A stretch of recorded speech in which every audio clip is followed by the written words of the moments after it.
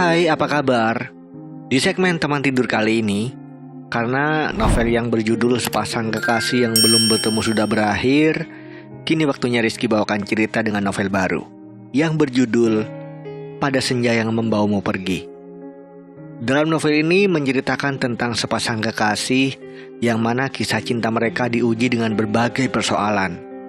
Semoga kisah kali ini dapat memotivasi kehidupan kita ya. Selamat menyaksikan.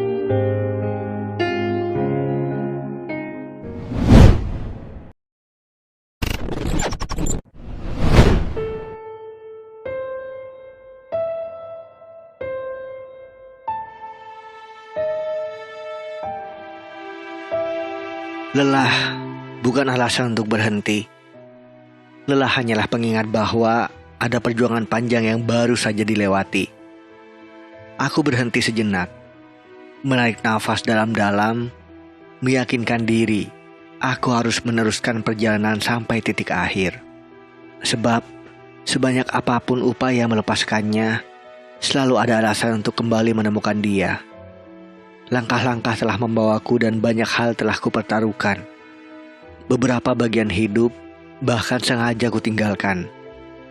Bukankah kita memang harus percaya bahwa semua usaha keras memperjuangkan perasaan adalah bentuk dari jatuh cinta? Aku sudah lama menunggumu. Ucapnya Parau saat mataku hanya berjarak beberapa meter dari tubuhnya. Seketika rindu-rindu yang menumpuk di dada luruh seperti air bah yang melanda permukiman. Terasa meluluh lantakan. Sungguh, semua penantian panjang itu benar-benar mendatangkan lelah. Aku berjalan menuju perempuan itu. Selangkah lagi, aku berharap sampai dipeluknya sebelum semuanya benar-benar membunuhku. Tubuh yang selama ini kupeluk sendiri dalam gigil-gigil yang merasuki, hujan dan panas telah menempa. Semuanya hampir saja membuatku kehilangan kendali. Perasaan itu semakin dalam. Aku semakin tenggelam. Tidak ada yang mampu menawar kecuali dia. Aku hanya ingin dia. Kamu apa kabar? Suaraku keluar tertahan. Lebih parau daripada suara perempuan di hadapanku. Suatu hari, hujan deras sekali. Hujan semakin deras. Di antara suara rintik diselingi klakson bersaut-sautan, aku berdiri kedinginan. Aku terjebak di depan salah satu ruko di Jalan Veteran. Sore ini, aku harus menemui Kayla, kekasihku. Namun, sepertinya hujan tidak mengizinkan aku melihat senyum Kayla. Lama aku menatap jalanan yang masih disesaki kendaraan yang lalu lalang. Sementara, aku masih berdiam di sini. Kalau nekat jalan, pasti aku basah kuyup. Gi, kamu di mana? Aku terjebak hujan, Kai. Lalu, dia tidak membalas pesan singkatku lagi. Ya, aku tahu, Kayla pasti kecewa kepadaku. Hari ini adalah hari ulang tahunnya. Sekaligus hari jadi hubungan kami yang memasuki tahun kedua. Kayla perempuan yang mengingat momen apapun dan merayakan hampir semuanya. Terkesan berlebihan memang. Namun, bukankah perempuan memang suka begitu? Melakukan hal-hal yang kadang tidak wajar bagi lelaki. Meski tidak mengikuti ritual tukar kado tiap bulan, Kayla selalu menginginkan kami merayakan tiap bulan hari jadian. Dia melakukannya sampai 1 tahun hubungan kami.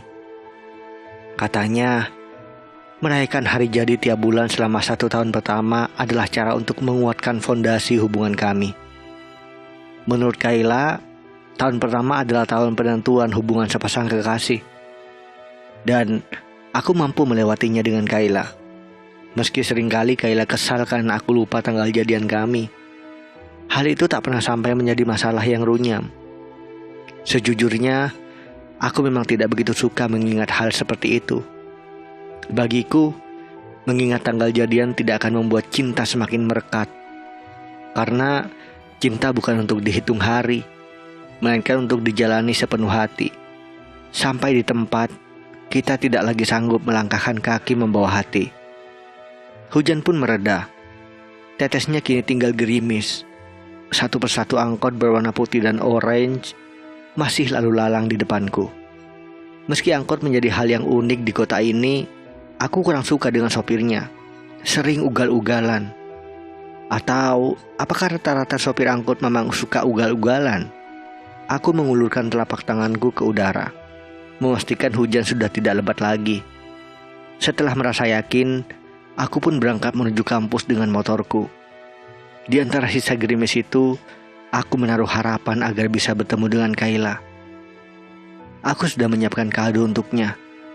Sebenarnya, kalau hujan tidak turun, aku dan Kayla pasti sudah bertemu. Dan kami pasti sudah memenuhi ruangan kelas dengan tawa. Aku berjalan menuju lantai 2, menaiki tangga yang cukup melelahkan. Rambutku agak basah terkena imbas gerimis yang belum usai. Aku mengelapnya dengan sapu tangan sebelum masuk ke kelas, memastikan wajahku tidak berantakan saat bertemu Kayla. "Kok baru datang?" tanya Putri. "Kayla mana?" tanyaku tanpa merespon pertanyaan Putri. "Udah balik," Andri menjawab malas. Dia sibuk dengan laptopnya. "Kau sih pakai telat segala. Dia udah nungguin kau dari tadi," Randi menambahkan. Mereka memasang tampang kesal. "Loh, kenapa aku yang disalahkan? Aku kan tidak bermaksud untuk telat." "Kalau mau menyalahkan, salahkan saja hujan. Hujanlah yang membuatku datang terlambat. Lagi pula, aku baru terlambat 1 jam. Itu bukan waktu yang lama untuk menunggu saat hujan deras seperti tadi." "Kalian kenapa sih?" Aku bertanya heran, menatap 3 sahabatku itu. "Gi, kamu gak nyadar juga?" "Parah." Putri mengalihkan wajahnya ke jendela. "Tunggu, aku belum mengerti maksud kalian. Jelaskan, Ran." Andri meminta Randi menjelaskan kepadaku. Lalu dia kembali sibuk dengan laptopnya. Dia memang suka begitu, sibuk dengan laptopnya sampai tidak tahu waktu. Rutinitas dengan layar laptop yang berlebihan itu membuat matanya harus menggunakan kacamata. "Hei, kalian gak lihat hujan deras banget tadi? Terus, cintamu dikalahkan hujan?" serang Putri kepadaku. "Putri, apa-apaan sih ini? Aku tidak mengerti dengan sahabatku hari ini, terutama Putri. Apa maksudnya membandingkan cintaku dengan hujan? Dasar perempuan aneh. Apa-apa dikaitkan, ratu drama." Aku menatap mata Putri. Mata yang biasanya tenang, kini menyimpan kesal yang tidak bisa disembunyikan. Aku tak paham apa yang mereka pikirkan tentang semua ini. Bukankah hal seperti ini tidak perlu dipermasalahkan secara berlebihan? Malam itu, aku datang ke rumah Kayla. Aku menelpon sebelum sampai di depan rumahnya. Seperti biasa, dia tidak mengizinkanku untuk bertamu di rumahnya. Awalnya dia tidak mau bertemu denganku. Mungkin masih kesal dengan kejadian tadi siang. Namun, saat aku katakan aku akan datang ke rumahnya, dia memintaku menunggu. Kayla tahu, aku akan nekat datang jika dia tidak mau menemuiku. 2 anak kecil datang menyanyikan lagu, mengamen. Wajah mereka terlihat lusuh, tidak terurus. Suara mereka pun terdengar biasa saja, cenderung cempreng bahkan. Aku kasihan melihat mereka. Segera ku ambil 1 lembar uangku, lalu mereka pun berhenti bernyanyi. Setelah ku beri uang kertas 2.000, mereka langsung pergi tanpa terima kasih. Beberapa menit kemudian, Kayla datang diantarkan oleh adik lelakinya. Aku ingat betul, dulu ketika kami sedang bercanda, aku suka memegang hidungnya. Rambut Kayla lurus dan legam, terlihat berkilau diterpa sinar cahaya lampu taman. Meski tak sejenjang model-model ternama, tubuh Kayla terbilang cukup tinggi untuk ukuran perempuan Indonesia rata-rata. Sayang, kekesalan yang tersirat di wajah Kayla seolah berusaha merebut segala keindahan itu. "Kamu main aja dulu, tapi nanti jemput kakak ya, 1/2 jam lagi." Adiknya kemudian meninggalkanku dan Kayla di Taman Imam Bonjol malam itu. Di bangku taman yang dingin terkena hujan sore tadi, aku merasa sikap Kayla lebih dingin daripada udara malam itu. "Maaf," aku membuka pembicaraan. "Udah, lupain aja," ucapnya dingin. "Tapi aku gak bermaksud seperti itu, Gi." Dia menatap mataku. "Hari ini, 2 tahun hubungan kita. Aku gak mau bertengkar. Aku gak mau berdebat." Suaranya terdengar lelah. Aku memilih diam. Aku merasa bersalah setelah menunggu hujan reda.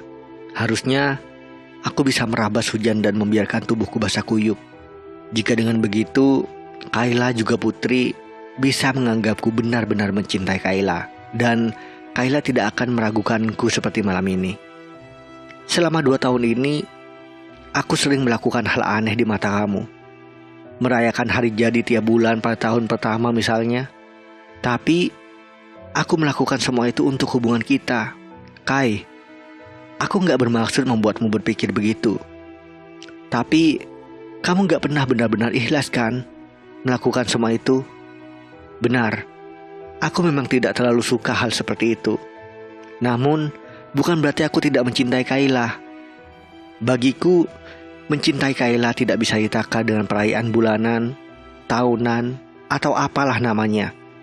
Aku mencintai Kayla sepenuh hati. Tidak sekedar membakar dan meniup lilin di kue tar. Bukan juga perkara bertukar kado setiap bulannya. Bukan begitu.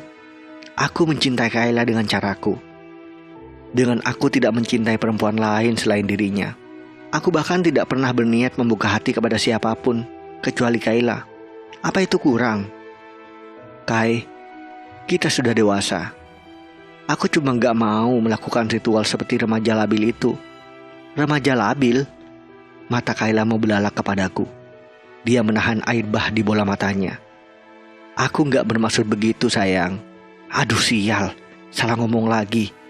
Susah memang menghadapi perempuan seperti ini. Namun, aku berusaha untuk tidak mempermasalahkan sikap Kayla yang manja. Aku mengerti. Sejak ayah dan ibunya Kayla bercerai, dia butuh kasih sayang yang lebih. Ayahnya memberikan semua itu. Dia memanjakan Kayla dengan segala yang dia punya. Apapun yang diinginkan Kayla selalu terpenuhi. Malam itu, Kayla meninggalkanku dan menelpon adiknya lebih cepat. Hanya 15 menit dia bersamaku. Kai, kita bisa bicara dulu. Jangan seperti ini. Aku sempat menahannya, tetapi Kayla tetap meninggalkanku. Aku lagi gak pengen bicara denganmu lebih lama, ucapnya sebelum meninggalkanku sendirian di bawah remang lampu taman. Udara yang terasa semakin dingin mengantarkanku sampai di indekos. 2 sahabatku seperti biasa. Mereka akan larut dalam dunia mereka masing-masing. Andre sibuk dengan laptopnya, menonton film kartun dan main game berjam-jam. Padahal sekarang kami mahasiswa tingkat akhir. Sementara Rani sibuk menelpon pacarnya. Entah pacar yang mana, karena dia tidak hanya memiliki 1 pacar. Aku tidak tahu berapa jumlah pacar Randi. Namun yang pasti, dia selalu gonta-ganti pacar lebih cepat daripada jadwal ujian tengah semester. Dari mana aja Gi? Sapa Andre dengan wajah tetap fokus pada layar laptopnya. Habis ketemu Kayla. Gimana? Udah selesai masalahnya? Lanjut Andre. Belum, malah makin runyam. Susah memang menghadapi perempuan yang manja kayak Kayla. Udah tahu susah masih aja bertahan. Randi menceletuk sambil tetap menelpon pacarnya. Bentar ya sayang, teman aku pulang. Aku mau ngobrol sama dia dulu, ucap Randi kepada orang yang dia ajak ngobrol lewat ponsel. Randi mendekat dan duduk di hadapanku. Tubuh Randi memang sedikit lebih tinggi daripada tubuhku. Ia rajin berolahraga, sehingga tubuhnya terbentuk bagus. Baginya, penampilan adalah hal yang utama. Nilai dan urusan kuliah hanyalah selingan. Lelaki ganteng yang kurang pintar dalam hal akademik, begitulah istilah yang sering diberikan oleh Putri. Sementara Andre tetap bertahan di depan laptopnya. Tidak peduli jika pun lensa kacamatanya akan bertambah tebal. Baginya, tidak ada hari tanpa menatap layar laptopnya berjam-jam.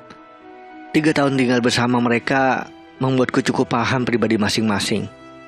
Kami mengontrak sebuah rumah kos-kosan, 3 kamar tidur dan 1 kamar mandi bersama. 1 ruang tengah yang sering kami jadikan tempat untuk berkumpul kalau sedang di kos. Terpisah 500 meter dari rumah pemilik kos. Selama itulah, apapun yang kami alami, hampir tidak ada yang luput untuk diceritakan. Termasuk masalahku dengan Kayla.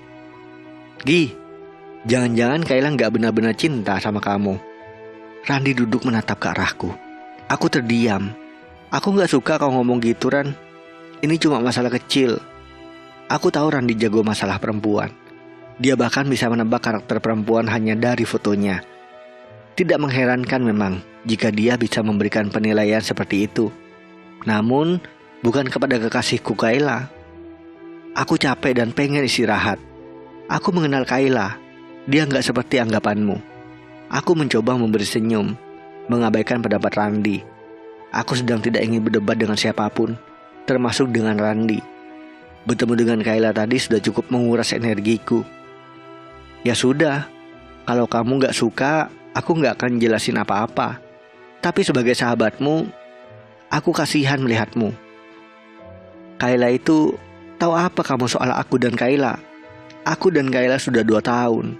Sementara kamu, hubunganmu bahkan gak pernah lebih dari 3 bulan dengan pacar-pacarmu. Aku sedikit kesal mendengar Randi menyudutkan Kayla. Dan ujung-ujungnya selalu memberi penilaian buruk. Aku sudah mencoba menenangkan diri dan tidak membahas lagi. Emosiku sedang tidak stabil. Mungkin karena tubuhku sudah kelelahan karena seharian cuaca tak menentu. Gigi, aku gak mau gara-gara perempuan kita bertengkar. Dia tertawa kecil. Ya sudah, sekarang kau jalani aja. Biar waktu yang menjawabnya. Aku tidak menjawab ucapannya yang menyebalkan itu. Aku mau tidur, ucapku. Kemudian pergi meninggalkan 2 lelaki itu. Oh iya, untuk urusan aku pacaran cuma 2 bulan, itu jauh lebih keren daripada si Andre yang jomblo terus. Randi setengah berteriak saat aku sampai di kamar. Kok aku dibawa-bawa? Terdengar samar suara Andre kesal.